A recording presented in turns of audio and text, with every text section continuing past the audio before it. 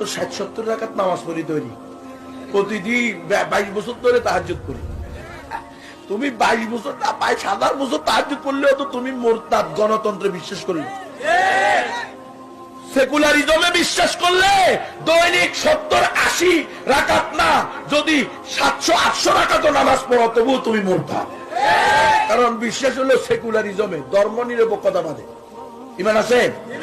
আগে ইমান ঠিক করো। ইমান আর কুফুরের ব্যাপারে এসে নামাজ রোজা দিয়ে হজ দিয়ে কি হবে? কিরে, হজ তো আবু জাহেলও করছে কি করে নাই? তোমার আমার চেয়ে অনেক বেশি করছে। প্রতি বছরই হজ করতো, মৃত্যুর বছর হজ করি মরছে। কথা বুঝলেন নাই? তো এই সমস্ত কথা বলে কোনো লাভ নাই। খবরদার, সাবধান। ইসলাম একমাত্র সঠিক ধর্ম এবং ইসলাম পরিপূর্ণ জীবন বিধান।